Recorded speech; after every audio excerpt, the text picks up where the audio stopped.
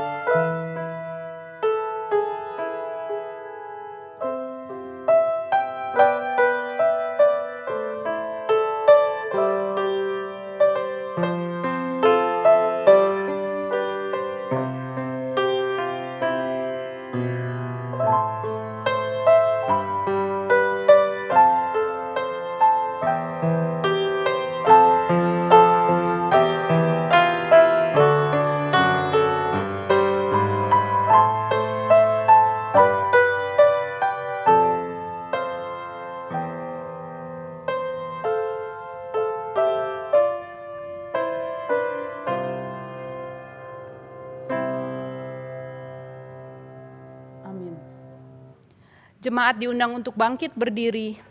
Panggilan ibadah pada hari ini diambil dari Mazmur pasal 29 ayat yang pertama dan yang kedua. Kepada Tuhan hai penghuni sorgawi, kepada Tuhan sajalah kemuliaan dan kekuatan. Berilah kepada Tuhan kemuliaan namanya. Sujudlah kepada Tuhan dengan berhiaskan kekudusan. Ibadah umum pada pagi hari ini dimulai dengan sebuah pengakuan bahwa pertolongan kita ialah dari Tuhan yang menjadikan langit dan bumi. Kasih karunia dan damai sejahtera dari Allah Bapa kita dan dari Tuhan Yesus Kristus menyertai kita sekalian. Mari bersama-sama kita puji dan sembah Raja yang mulia dan bertahta di sorga dengan pujian datang menyembah Raja yang mulia.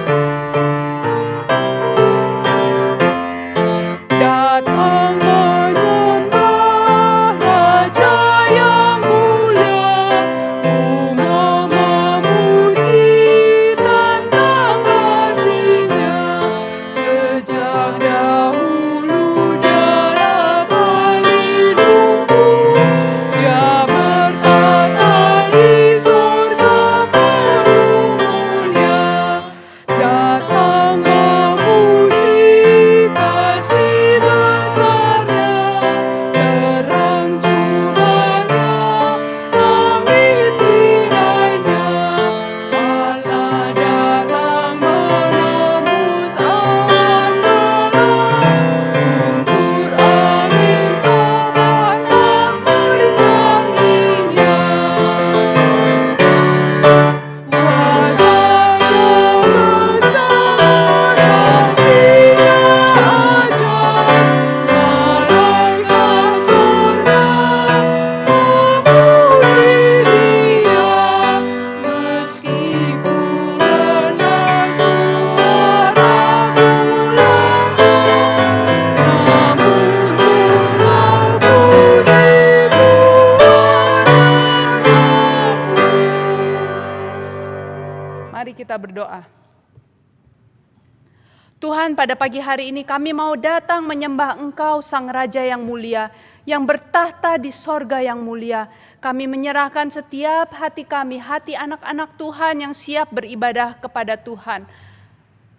Sertai setiap hati kami, biarlah setiap puji-pujian yang keluar dari mulut kami, setiap doa yang keluar dari hati kami, setiap pemberitaan firman Tuhan yang akan masuk ke dalam setiap hidup dan telinga kami, boleh memancarkan akan firman Tuhan yang boleh menjadi kekuatan, menjadi saksi bagi hidup kami dan juga orang lain Tuhan. Tuhan, kami menyerahkan ibadah kami pada pagi hari ini ke dalam tangan Tuhan. Kiranya Tuhan pimpin dan berkati dari awal hingga akhirnya. Terimalah puji dan sembah kami ya Tuhan, di dalam nama Tuhan Yesus kami berdoa. Amin. Silahkan duduk. Banyak hal yang terjadi di dalam kehidupan kita selama 1 minggu ini, yang mungkin tidak menyenangkan Tuhan dan juga tidak menyenangkan sesama kita. Sebuah pujian, sucikan hatiku, oh Tuhanku, akan menghantar kita datang di hadapan Tuhan dengan segala kerendahan hati, dan kita mau datang mengaku setiap dosa dan pelanggaran kita.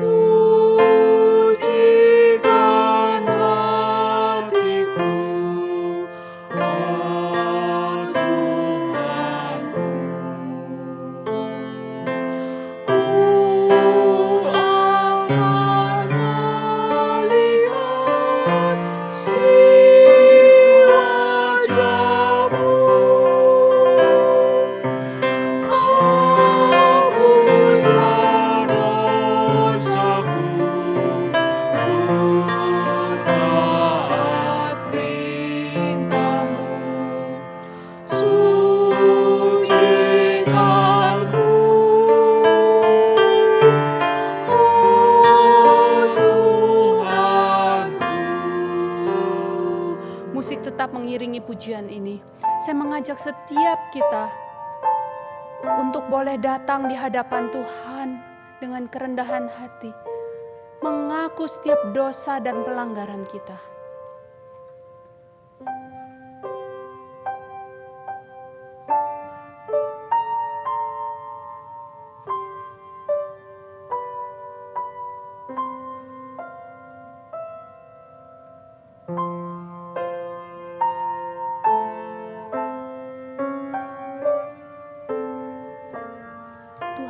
Inilah setiap kami yang datang di hadapan Tuhan dengan kerendahan hati kami.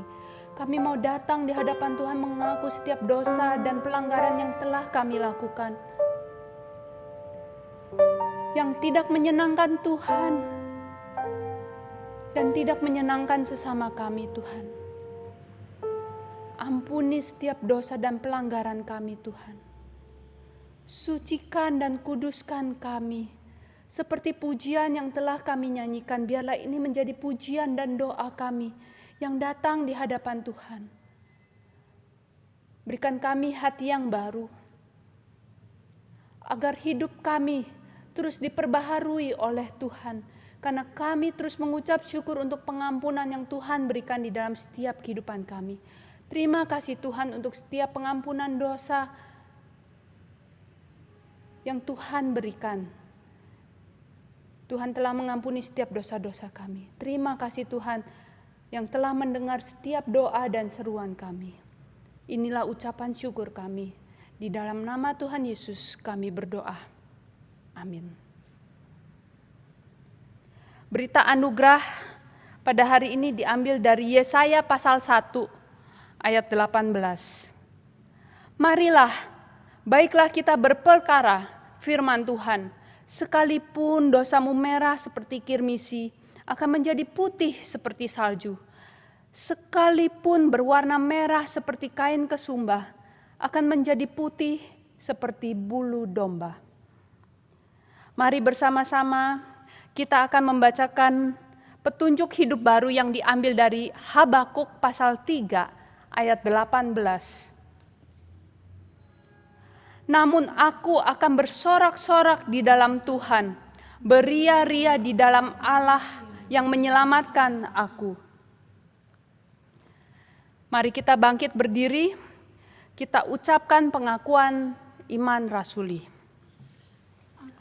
Aku percaya kepada Allah, Bapa yang Maha Kuasa, Khalik langit dan bumi, dan kepada Yesus Kristus, anaknya yang tunggal Tuhan kita, yang dikandung dari Roh Kudus, lahir dari anak darah Maria, yang menderita sengsara di bawah pemerintahan Pontius Pilatus, disalibkan, mati dan dikuburkan, turun ke dalam kerajaan maut.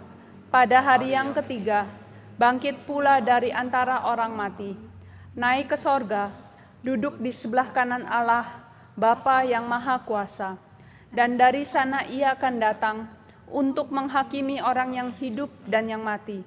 Aku percaya kepada Roh Kudus, gereja yang kudus dan am, persekutuan orang kudus, pengampunan dosa, kebangkitan tubuh, dan hidup yang kekal. Amin. Silakan duduk. Seperti tanah liat di tangan sang penjunan, demikian hidup kita yang mau dibentuk oleh Tuhan. Dengan pertolongan Roh Kudus, mari kita siapkan hati dan pikiran kita, telinga kita untuk mendengar firman Tuhan.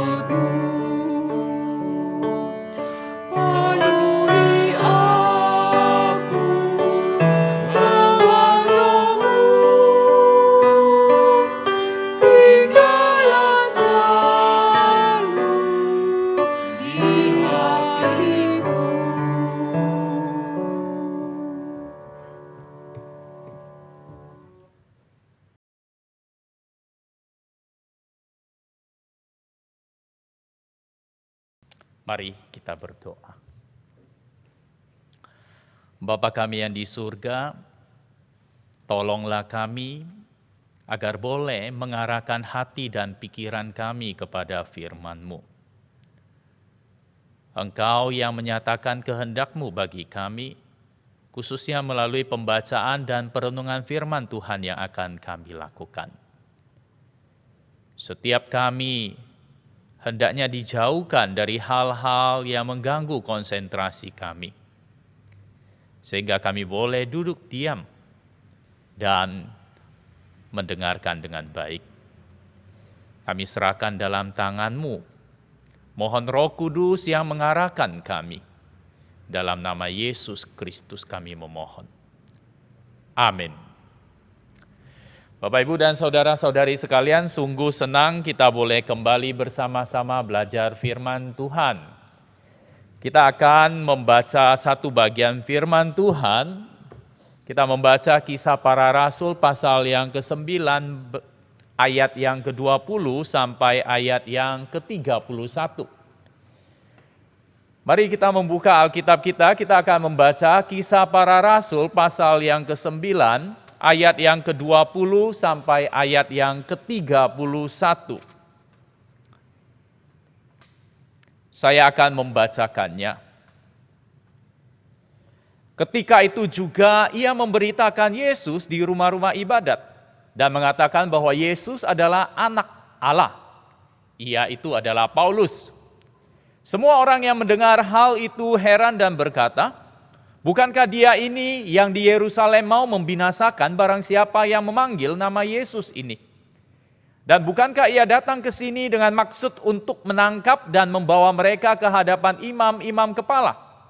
Akan tetapi Saulus semakin besar pengaruhnya dan ia membingungkan orang-orang Yahudi yang tinggal di Damsyik karena ia membuktikan bahwa Yesus adalah Mesias.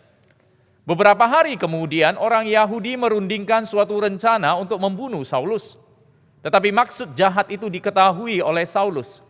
Siang malam orang-orang Yahudi mengawal semua pintu gerbang kota supaya dapat membunuh dia.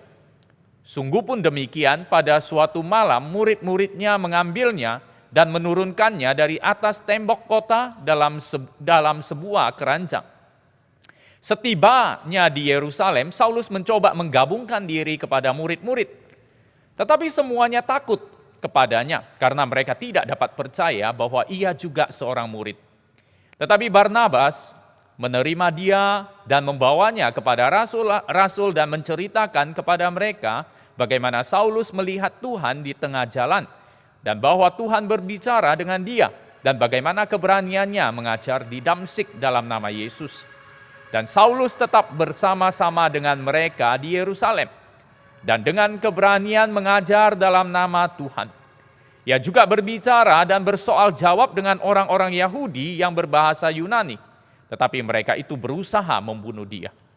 Akan tetapi setelah hal itu diketahui oleh saudara-saudara anggota jemaat, mereka membawa dia ke Kaisarea dan dari situ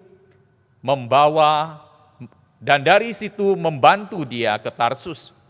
Selama beberapa waktu, jemaat di seluruh Yudea, Galilea, dan Samaria berada dalam keadaan damai. Jemaat itu dibangun dan hidup dalam takut akan Tuhan. Jumlahnya makin bertambah besar oleh pertolongan dan penghiburan Roh Kudus. Demikianlah pembacaan firman Tuhan pada hari ini. Jemaat yang dikasihi oleh Tuhan, dunia ini terus berubah. Apalagi akhir-akhir ini ketika dalam masa-masa pandemi, perubahan-perubahan itu semakin terasa. Perubahan di mana kita harus memulai kebiasaan-kebiasaan baru. Mencuci tangan, menggunakan masker, menjaga jarak. Perubahan ini tentu saja membuat ada di antara kita yang tidak nyaman. Karena harus melakukan hal-hal yang tidak biasa kita lakukan.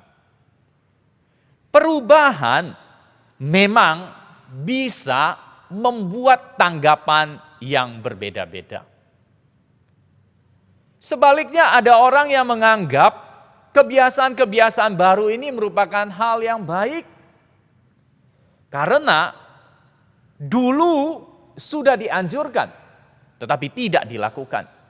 Namun dengan masa pandemi ini, orang terpaksa melakukannya. Contoh yang paling sederhana adalah cuci tangan, bukan? Mungkin mulai dari kecil kita sudah diajar bagaimana menjaga kebersihan, bagaimana harus selalu cuci tangan. Tapi bukankah sebelumnya kita juga jarang cuci tangan? Namun masa pandemi ini memaksa kita harus cuci tangan. Perubahan-perubahan lain juga terjadi. Dulu kita sering mengadakan, mungkin setiap minggu ada jalan-jalannya. Keluar kota, ke tempat hiburan dan lain sebagainya. Namun sekarang semua itu terbatasi. Dan itu merupakan sesuatu perubahan yang terjadi di dalam hidup kita. Yang pasti, perubahan memberikan efek. Ada yang menyukai dan ada yang tidak menyukai. Bacaan firman Tuhan hari ini, kita menceritakan tentang perubahan seseorang yang terjadi karena bertemu dengan Tuhan Yesus. Paulus dikatakan sebelumnya bahwa dia dalam perjalanannya ke Damsyik bertemu dengan Kristus. Dia yang langsung bertemu dengan Kristus menyebabkan dia tersungkur dan dia menjadi buta.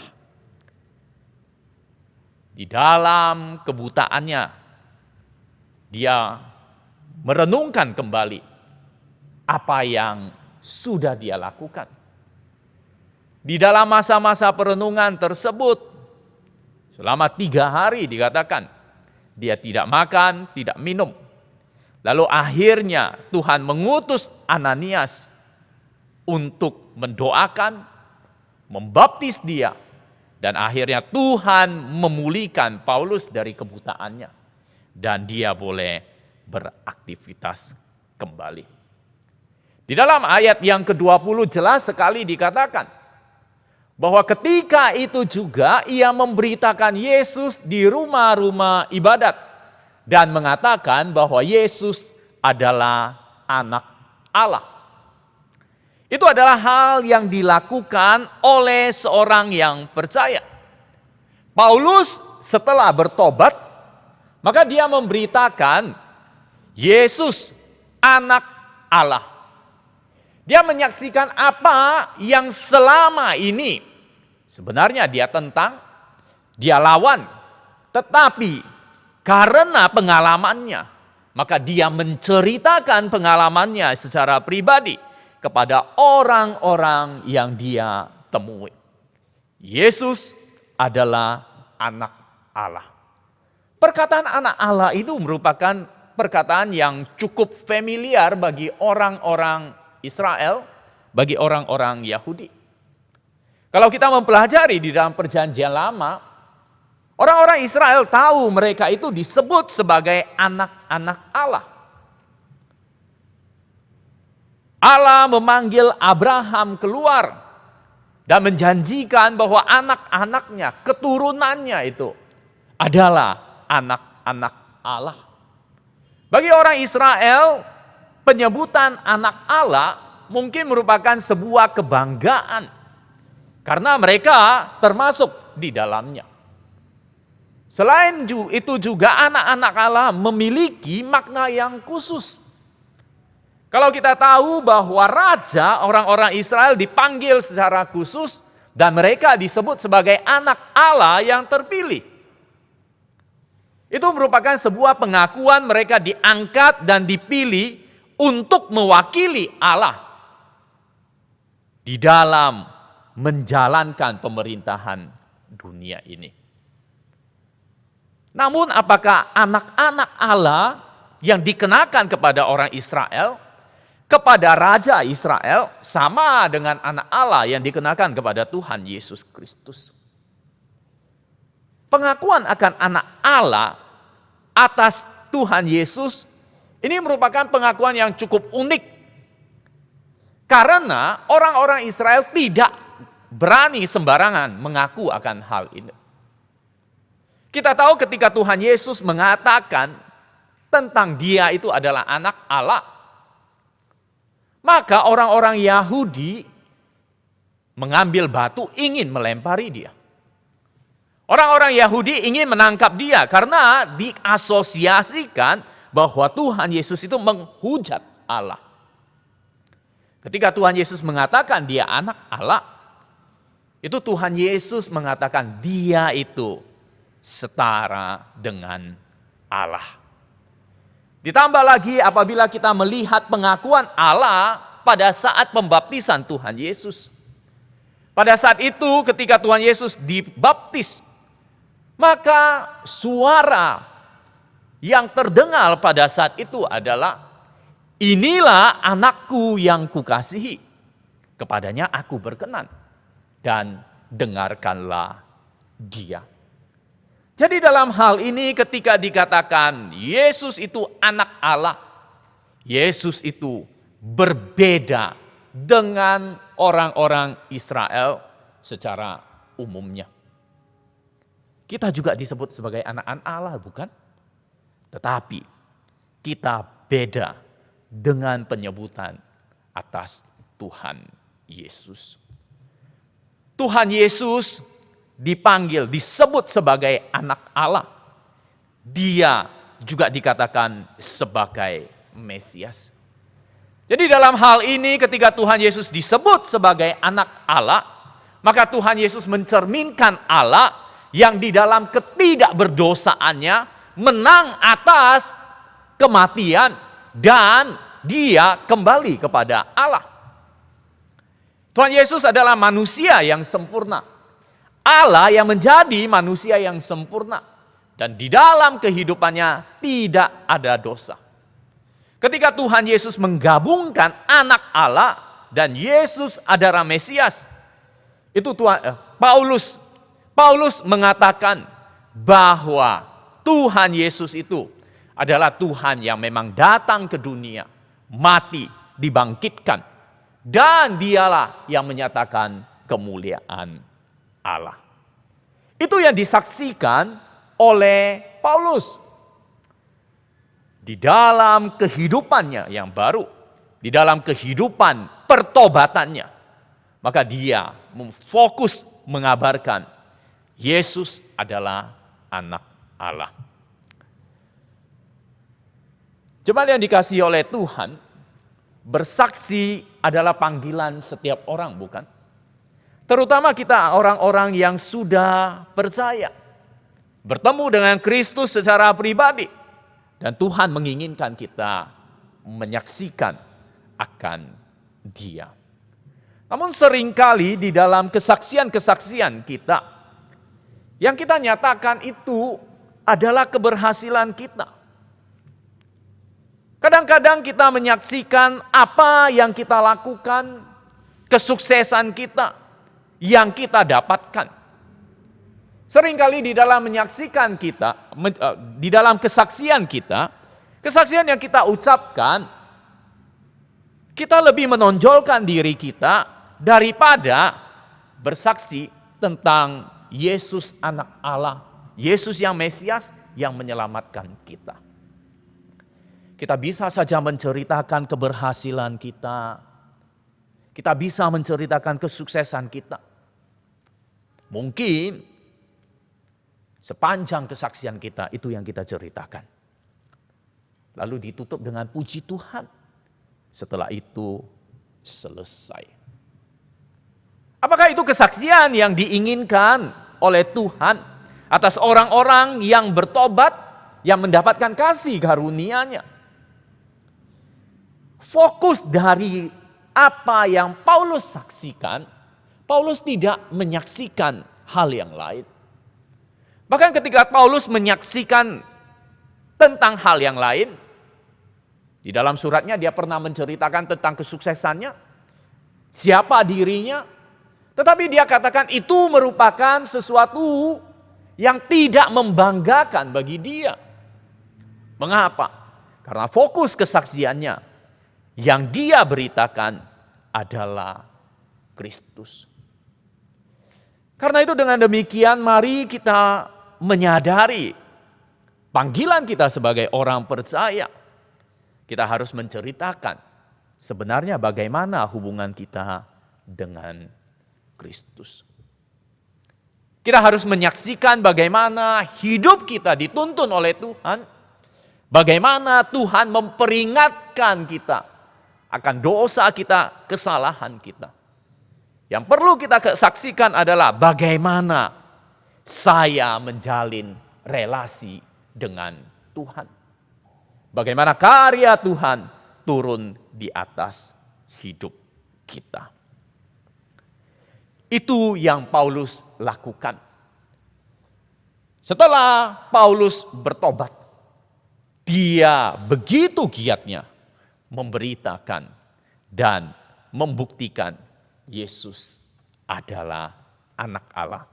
Yesus adalah Mesias. Perubahan Paulus ini sangat-sangat mengejutkan. Di dalam ayat yang ke-21 dikatakan orang-orang yang mendengarnya menjadi terheran-heran. Mengapa terheran-heran? Karena mereka tahu siapakah itu Paulus sebenarnya. Apa yang menjadi tujuan dia ketika dia datang ke Damsyik? Mereka mengatakan, bukankah dia ini datang dari Yerusalem ingin menangkap orang yang memanggil nama Yesus? Lalu orang-orang Yahudi setelah melihat perubahan hidup dari Paulus ini, mereka ingin menangkap, bahkan membunuhnya. Paulus menghadapi permusuhan. Paulus menghadapi tantangan. Pemberitaan Injil yang Paulus lakukan membuat orang-orang yang tidak menginginkan hal itu ingin menangkap dan membunuhnya. Mereka tidak suka akan perubahan tersebut. Namun ketika membaca, kita bersyukur. Dalam menghadapi tantangan, Tuhan tidak pernah meninggalkan Paulus. Tuhan tetap menyertai Paulus. Dengan Roh Kudus, Paulus boleh menghadapi segala tantangan dan kesulitannya. Ketika Paulus terancam jiwanya, Roh Kudus meluputkannya dengan cara yang ajaib. Di sini dikatakan bahwa pada saat itu orang-orang menurunkan dia dengan keranjang. Diturunkan dengan keranjang. Bersyukur bahwa bagian itu menceritakan bagaimana Tuhan memberikan kelepasan bagi Paulus. Jemaat yang dikasihi oleh Tuhan, menghadapi tantangan hidup sebagai orang percaya memang bukan hal yang mudah. Orang-orang yang tidak menyenangi, orang-orang yang tidak seiman, tentu akan berusaha untuk melakukan hal-hal yang membuat orang percaya jadi susah. Saya pernah membaca beberapa kesaksian tentang orang-orang yang pindah agama menjadi orang Kristen.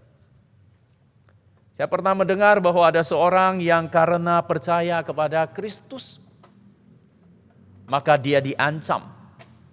Usahanya sengaja dibuat susah. Tempat usahanya sengaja diberikan fitnah, cerita-cerita yang lainnya. Sehingga dia merasa tidak nyaman. Bapak Ibu sekalian, di dalam perjalanan hidup sebagai orang percaya, itulah tantangan kita, bukan? Mungkin pada saat ini kita tidak seperti Paulus yang menghadapi orang-orang yang ingin menangkap, ingin membunuh kita. Tetapi dalam kenyataan hidup sehari-hari, bukankah kadang-kadang ada hal-hal yang membuat kita kesulitan karena iman kita? Ada teman-teman yang bekerja di dalam pemerintahan, menceritakan tentang apa yang dia alami. Dia katakan kalau kita sebagai orang Kristen, ketika ingin naik ke tingkat yang paling tinggi, itu akan mengalami kesulitan sekali. Dia bilang kalau untuk mau mencapai eselon 1, itu sungguh-sungguh sangat mustahil. Demikian juga bagi kita yang membuat usaha. Bukankah kadang-kadang isu-isu iman kita itu menjadi topik bagi saingan kita? Mungkin kalau kita berusaha makanan kita itu akan dijelek-jelekkan. Ya, istilah sekarang dibilang tidak halal dan lain sebagainya. Bukankah itu yang kita hadapi, bukan? Belum lagi ketika kita menyatakan iman kita dan orang-orang berusaha untuk mencari celah membuat kita kesulitan. Tetapi apa yang dialami Paulus ini boleh menjadi semangat bagi kita. Paulus tetap setia mengabarkan tentang Kristus. Yesus adalah anak Allah. Dia adalah Mesias. walaupun tantangan yang dia hadapi. Dan yakinlah bahwa Roh Kudus akan menyertai dan akan memberikan jalan keluar bagimu. Selanjutnya ketika kita membaca bagian firman Tuhan ini juga, Paulus bukan hanya mengalami masalah tidak diterima oleh orang-orang yang tidak percaya. Paulus bukan hanya mendapatkan kesulitan dari mereka yang tidak seiman dengan dia. Tetapi di sini dikatakan bahwa Paulus juga mengalami masalah ketika dia mencoba menggabungkan diri kepada murid-murid di dalam ayat yang ke-26. Rupanya citra Paulus yang sebagai seorang yang kejam terhadap pengikut Yesus sudah terkenal di antara orang-orang percaya. Karena itu ketika Saulus memberitakan tentang Kristus, ketika dia mengalami pertobatan, orang-orang percaya pada saat itu masih takut dan sukar untuk menerimanya. Yang mereka kenal adalah Paulus merupakan seorang yang memiliki reputasi yang mengerikan. Paulus merupakan seorang pembantai orang-orang percaya. Karena itu orang-orang merasa curiga, khawatir dengan keberadaannya. Namun kita bersyukur Allah tidak pernah meninggalkan anak-anaknya. Ketika Saulus dijauhi, maka pada saat itu Roh Kudus menyediakan seorang teman untuk menerima dia. Ayat 27 dikatakan, tetapi Barnabas menerima dia dan membawa kepada rasul-rasul dan menceritakan kepada mereka bagaimana Saulus melihat Tuhan dan seterusnya. Barnabas dipersiapkan oleh Allah untuk membawa Paulus, memperkenalkan, menguatkan Paulus, dan membawa Paulus sehingga dikenal, diterima oleh murid-murid yang lainnya. Menjadi orang percaya memang bukan hanya menghadapi masalah dari luar, tetapi kadang-kadang ada masalah di dalam komunitas orang percaya. Terlebih lagi, Paulus adalah orang yang dulunya anti kepada murid-murid Kristus. Maka ketika orang-orang yang lainnya mau menerima, tentu waspada. Tentu saja mereka khawatir, mungkin juga Paulus itu menipu atau ada maksud di dalamnya. Namun kita juga harus belajar seperti Barnabas untuk boleh melihat dengan baik, untuk boleh menerima siapapun orang tersebut. Jangan sampai kita bahkan menjadi batu sandungan bagi orang-orang yang percaya. Jemaat yang dikasihi oleh Tuhan, di dalam bagian ini, mari kita coba belajar menjadi komunitas yang boleh menerima siapapun juga.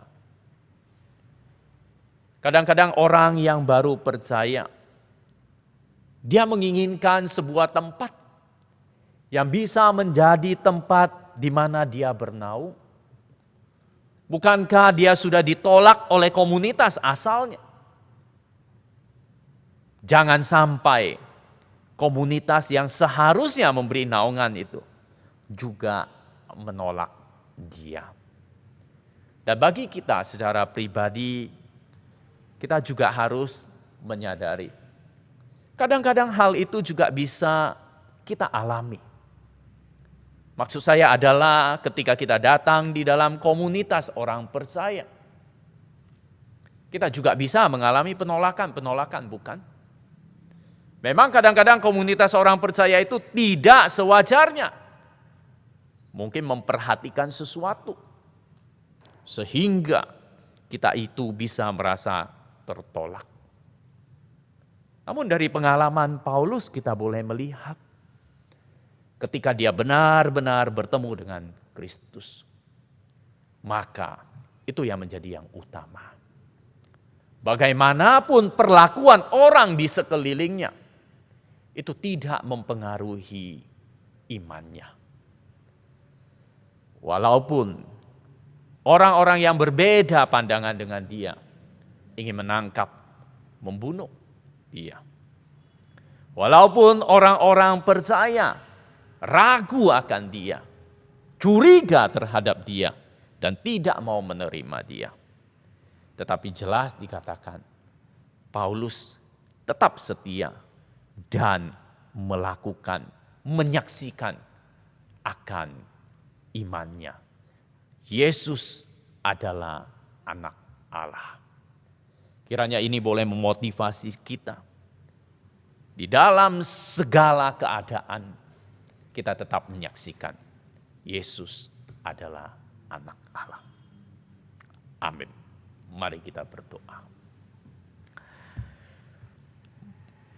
Bapa kami yang di surga, biarlah iman yang kami miliki boleh tetap kami nyatakan di dalam keadaan apapun juga. Khususnya dalam masa-masa sulit ini, jangan biarkan kami hanya mencari kepentingan kami sendiri, sehingga lupa bahwa Engkau yang paling berharga. Tuhan, Engkau yang menolong setiap kami anak-anak-Mu ini untuk tetap setia kepadamu. Ketika kami menghadapi tantangan dari orang-orang sekeliling kami yang menguji iman kami boleh tetap setia. Ketika kami mengalami masalah di dalam komunitas orang-orang percaya, hal ini jangan membuat kami mundur, Tuhan. Tetapi kami boleh tetap setia kepadamu. Bahkan Tuhan, Engkau yang menolong kami untuk menyaksikan bahwa Yesus adalah anak Allah, Mesias, penebus kami. Allah yang hidup, Allah yang mati dan bangkit, dan Allah yang memberikan pengharapan kepada kami. Tuhan, tolong kami untuk terus bersaksi dalam nama Yesus Kristus. Amin.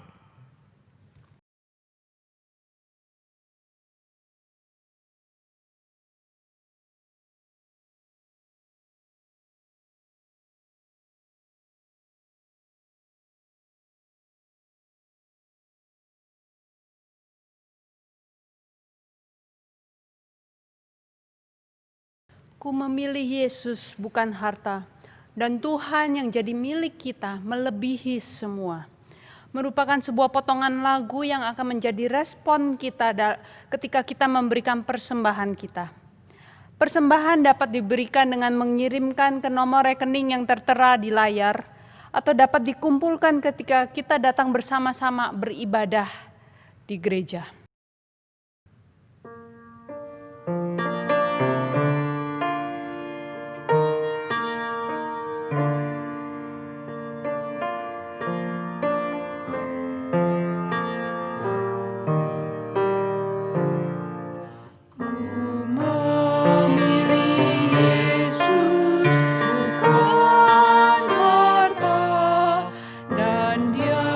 Milikku melebihi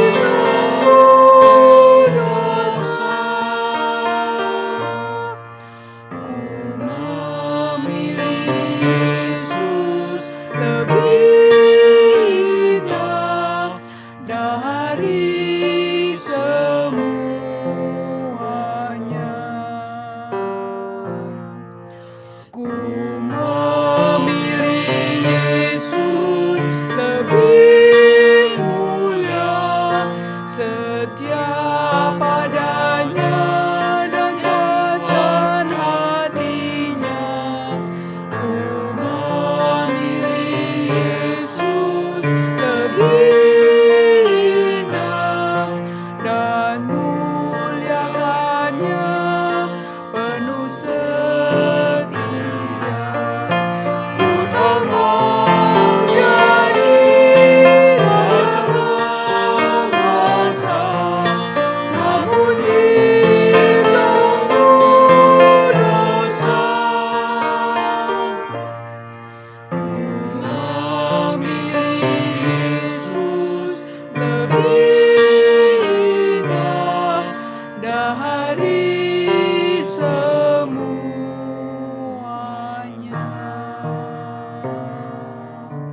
Mari kita mengucap syukur kepada Tuhan. Tuhan, kami memilih Engkau sebagai satu-satunya penguasa di dalam kehidupan kami. Bukan harta, bukan hal-hal yang ada di dunia ini, tetapi Engkau. Karena Engkaulah Tuhan kami, Engkaulah juru selamat kami, Engkaulah pemelihara setiap kehidupan kami. Dan pada hari ini kami datang sekali lagi di hadapan Tuhan, membawa setiap persembahan kami di hadapan Tuhan. Biarlah persembahan yang kami bawa ini menjadi persembahan syukur yang kami naikkan dari setiap hati kami kepada Tuhan. Berkati persembahan-persembahan ini, dan biarlah persembahan ini boleh menjadi persembahan yang harum di hadapan Tuhan. Terima kasih Tuhan. Di dalam nama Tuhan Yesus kami naikkan ucapan syukur kami. Amin. Kita juga mau berdoa untuk beberapa hal. Yang pertama, pada tanggal 5 Oktober hari Senin kemarin adalah Hari Guru Sedunia. Kita mau berdoa untuk setiap para guru. Kita mau berdoa khususnya untuk guru-guru Kristen. Peranan mereka sebagai pengajar dan pendidik, serta boleh membina karakter siswa atau mahasiswa dan membawa hidup anak-anak mereka di dalam iman dan karakter yang serupa dengan Kristus. Mari kita berdoa untuk seluruh guru-guru yang ada di Indonesia maupun di seluruh dunia. Mari kita berdoa. Tuhan, pada saat ini kami membawa doa kami untuk setiap guru-guru yang ada di Indonesia maupun setiap guru-guru yang ada di seluruh dunia. Kami mengucap syukur untuk kehadiran para pendidik-pendidik ini yang boleh mendidik, boleh membina, boleh mengedukasi setiap anak-anak Tuhan, setiap anak-anak yang bersekolah. Tuhan sertai mereka di dalam persiapan mengajar mereka. Tuhan tolong mereka ketika mereka memberikan ilmu kepada setiap anak-anak didik mereka. Mereka juga boleh memberikan teladan bagi setiap anak-anak yang diajar oleh mereka. Kami rindu berdoa untuk setiap guru-guru Kristen di Indonesia maupun di seluruh dunia ini. Dan biarlah ketika mereka mengajar, mereka juga boleh mencerminkan Kristus yang boleh nampak di dalam kehidupan dan pengajaran mereka. Sehingga anak-anak yang diajar dan dididik boleh dibina sesuai dengan iman dan karakter yang serupa dengan Kristus. Terima kasih Tuhan. Yang kedua, kita juga mau berdoa. Pada tanggal yang sama, Indonesia memperingati Hari ABRI. Mari berdoa untuk ABRI, Angkatan Bersenjata Republik Indonesia, baik Angkatan Udara, Angkatan Darat, Angkatan Laut, dan Polri dapat bersinergi bersama-sama dalam menjaga dan melindungi keamanan dan kesatuan negara Republik Indonesia. Mari kita berdoa bersama-sama. Tuhan, kami juga mengucap syukur untuk kehadiran ABRI di Indonesia ini. Kami berdoa terus ya Tuhan untuk para ABRI ini, Angkatan Darat, Angkatan Laut, Angkatan Udara, setiap Polri. Mereka juga boleh bersinergi bersama-sama, bekerja sama di dalam menjaga dan melindungi, menjaga keamanan bangsa dan negara ini, khususnya negara kesatuan Republik Indonesia. Kiranya Tuhan yang tolong mereka, memberikan hikmat, memberikan kekuatan, khususnya anak-anak Tuhan yang ada di dalam ABRI ini. Biarlah mereka, hidup mereka juga boleh menjadi saksi yang boleh memuliakan Tuhan di tengah-tengah pekerjaan dan pelayanan mereka. Terima kasih Tuhan, kami menyerahkan ABRI-ABRI ini ke dalam tangan Tuhan. Di dalam nama Tuhan Yesus kami berdoa. Amin. Yang ketiga, kita juga mau berdoa untuk anggota usia indah di Gereja GKA Immanuel. Di dalam kesulitan mereka mengikuti ibadah online karena pandemi COVID-19 ini. Kita mau berdoa kiranya di dalam kesulitan ini iman mereka terus boleh bertumbuh mengenal Kristus. Dan mereka yang sakit dan lemah tubuh kiranya Tuhan yang juga boleh menguatkan dan memulihkan. Mari kita berdoa untuk anggota Usia Indah. Tuhan, kami menyerahkan untuk sahabat-sahabat kami, rekan-rekan kami yang sudah lanjut usia, di dalam kesulitan pergumulan mengikuti ibadah online dan mereka juga tidak dapat menghadiri ibadah di gereja. Kami rindu berdoa untuk mereka. Mereka yang boleh setia senantiasa membaca dan belajar firman Tuhan, menyanyi memuji Tuhan di dalam setiap pergumulan yang mereka hadapi. Dan biarlah iman mereka, iman yang terus boleh menengadah kepada Tuhan, iman yang terus boleh bersandar kepada Tuhan di tengah-tengah kesulitan yang mereka hadapi. Tuhan, kami berdoa juga untuk setiap jemaat Usia Indah ini yang sedang lemah dan sakit. Tuhan, kami rindu berdoa kiranya Tuhan sendiri yang boleh menguatkan dan memulihkan mereka. Tuhan yang boleh menjadi gembala yang senantiasa bersama di sisi mereka, yang boleh menolong dan menguatkan mereka. Berkati setiap pengobatan yang dilakukan, setiap tangan dokter, alat-alat kesehatan, bahkan obat-obatan yang menjadi alatnya Tuhan untuk memulihkan dan menyembuhkan mereka. Tuhan, inilah setiap doa kami yang kami naikkan hanya di dalam nama Tuhan Yesus Kristus kami berdoa. Amin. Mari kita bangkit berdiri, kita akan menyanyikan pujian doksologi, memberikan puji dan mulia hanya kepada Allah Bapa, Allah Anak, dan Allah Roh Kudus.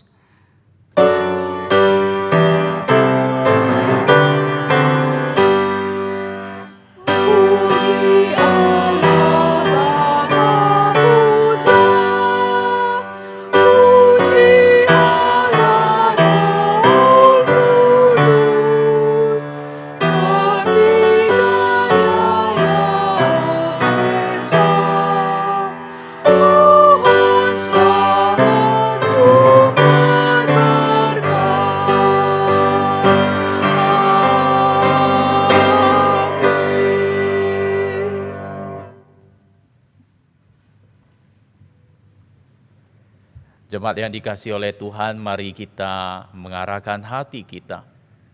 Kita akan menyelesaikan ibadah kita dan kita memohon agar berkat Tuhan yang menaungi hari-hari yang akan kita lalui. Kiranya berkat damai sejahtera dari Allah Bapa, kasih karunia dari Tuhan Yesus Kristus, pimpinan dan penyertaan dari Allah Roh Kudus, menaungi engkau, menyertai engkau, menjadikan engkau kuat dan terus bersaksi bagi Dia, mulai saat ini sampai selama-lamanya. Amin.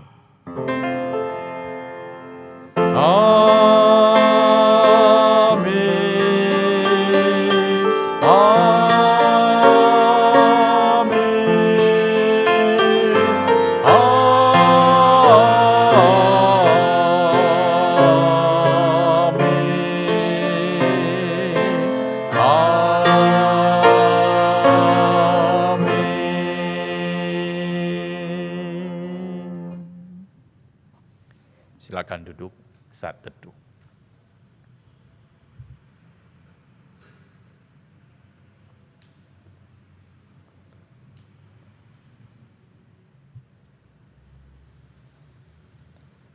Jemaat yang dikasihi oleh Tuhan, bersyukur kembali kita boleh bersama-sama beribadah. Walaupun jemaat di tempat masing-masing, tetapi kita bersyukur untuk kesempatan ini. Bersyukur untuk zaman ini. Pandemi terjadi ketika kita memiliki alat komunikasi yang sudah cukup canggih. Sehingga walaupun kita tidak datang ke tempat ini, tidak datang ke gereja, tetapi kita boleh bertemu dan kita boleh dibimbing untuk beribadah melalui tayangan video ini. Diingatkan bahwa setelah ibadah ini, nanti jam 9:30 ada ibadah untuk anak-anak. Mohon Bapak Ibu boleh memperhatikannya, mengarahkan anak-anak kita, cucu-cucu kita untuk mengikutinya. Lalu pada hari ini juga jam 4 sore ada Zoom untuk kelas tunas remaja. Ya, mari kita boleh bersama-sama mengikutinya. Ya, untuk hari Selasa kita akan kembali mengadakan pemahaman Alkitab secara online, lalu dilanjutkan dengan persekutuan doa yang dilakukan secara online juga. Bapak Ibu boleh memperhatikannya. Aturlah waktu untuk mengikutinya. Karena secara online itu memudahkan kita, bukan? Ya, itu akan diadakan dengan Zoom berdasarkan ID dan password yang tertera. Demikian juga pada hari Selasa kita akan membagikannya di WA Group GKA Immanuel Malang. Jumat ini ada komisi wanita yang akan dilayani oleh saya sendiri nantinya. Mari kita bersama-sama mengikutinya. Persekutuan Komisi Wanita ini dilakukan melalui channel YouTube kita ini ya. Lalu hari Sabtu pagi jam 7 akan diadakan doa pagi. Ya, mari kita akan bersama-sama mengikutinya dan liturgi doa pagi itu akan dibagikan melalui WA Group. Kita boleh menggunakannya, berdoa di rumah masing-masing. Dan Sabtu sore akan diadakan komunitas untuk pemuda remaja. Kali ini diadakan jam 5, ya, Sabtu jam 5, demikian juga Minggu akan diadakan jam 3 sore. Jadi sebenarnya ini sama, tetapi ada yang hari Sabtu kesulitan, jadi boleh mengikutinya pada hari Minggu. Oke, demikian pengumumannya. Lalu hari Minggu diingatkan tetap kita beribadah secara online. Untuk minggu depan yang akan menyampaikan firman Tuhan adalah Bapak Pendeta Hasan Sutanto. Dan akan diterjemahkan oleh Guru Injil Esther Sutanto. Demikian seluruh pengumumannya, mari kita boleh tetap menjaga diri kita, tetap setia di dalam berdoa, membaca firman Tuhan. Demikian juga dalam kehidupan kita sehari-hari, tetap terapkan protokol kesehatan. Sampai ketemu, Tuhan memberkati kita.